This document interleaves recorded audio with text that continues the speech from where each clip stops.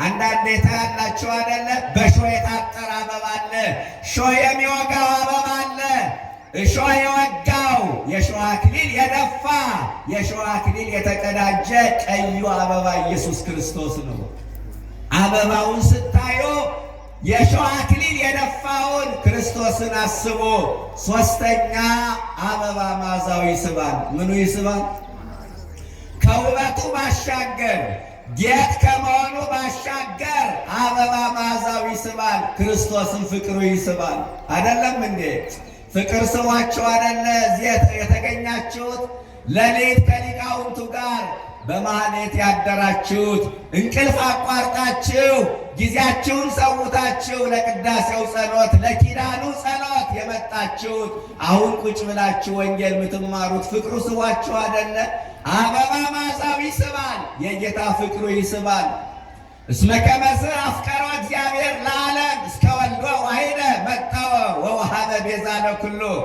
የዮሐንስ ወንጌል ምዕራፍ 3 ቁጥር 16 ላይ አንደኛ ልጁን ለሞት አሳልፎ እስከ መስጠት ደርሶ እንዲሁ ወደደን አለ።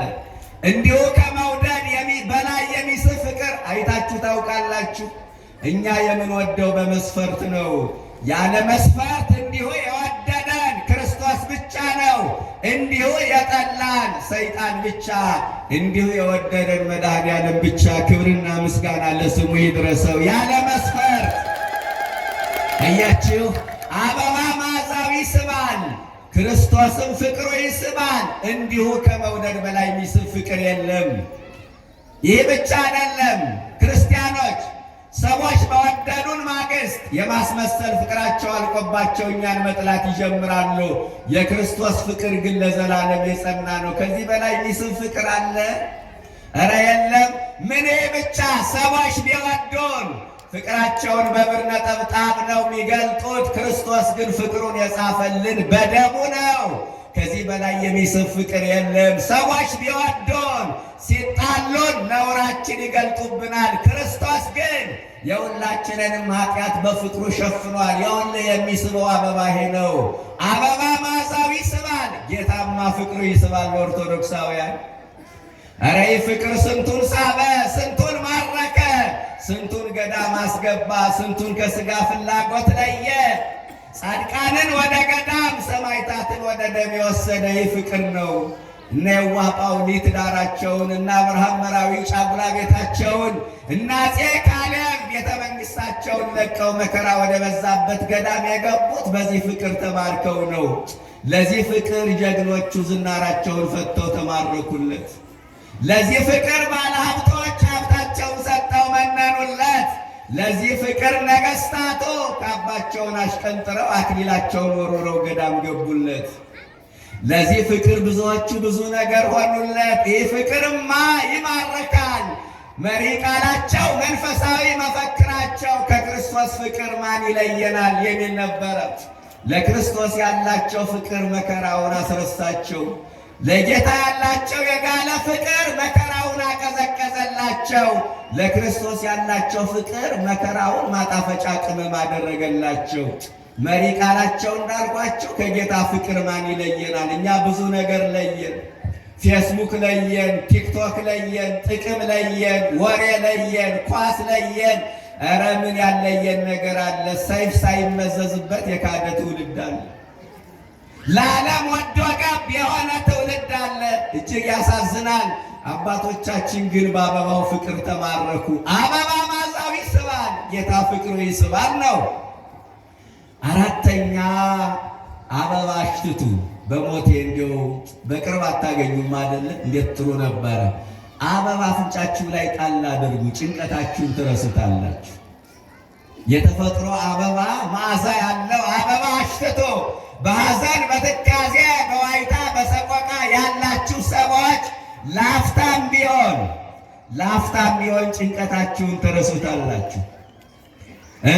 እና አባ ጽጌ ድንግል ምን ይላል? የአበባሽን የክርስቶስን የፍቅር መዓዛ ያሸተተ ሰው አለ በክርስቶስ የፍቅር መዓዛ ስለሚሰረቅና ልቡ ስለሚወሰድ አለ የደረሰበትን መከራ አያስበው።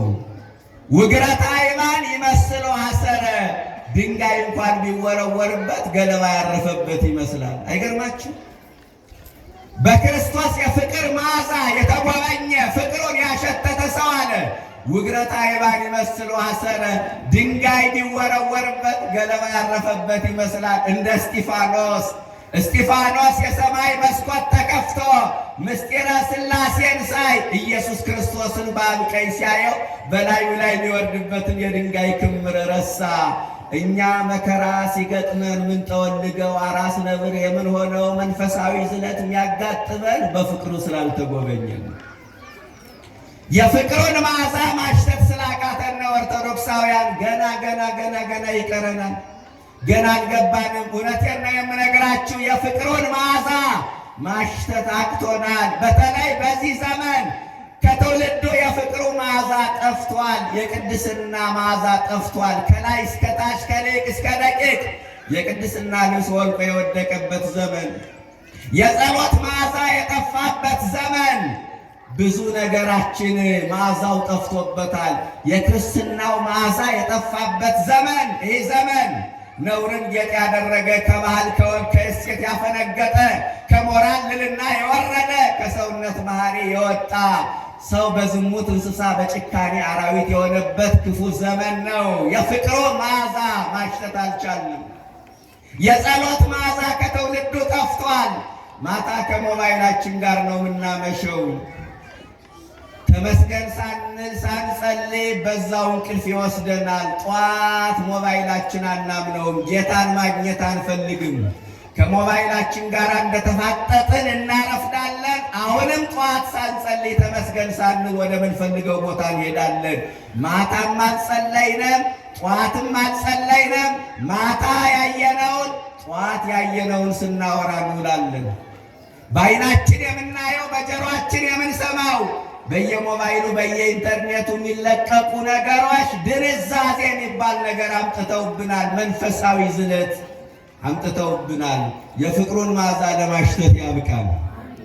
ውግረተ አይባን ይመስሎ ሐሰረ፣ በክርስቶስ የፍቅር መዓዛ የተጎበኘ ሰው አለ ድንጋይ ቢወረወርበት ገለባ የተነሰነሰበት ይመስላል። እሳተኒ ማየ ማሂር ቆሪር አለ ወደ እሳቱም ቢገባ እንደ 3 ደቂቅ እሳቱ ቀዝቃዛ ውሃ ይሆንለታል አለ።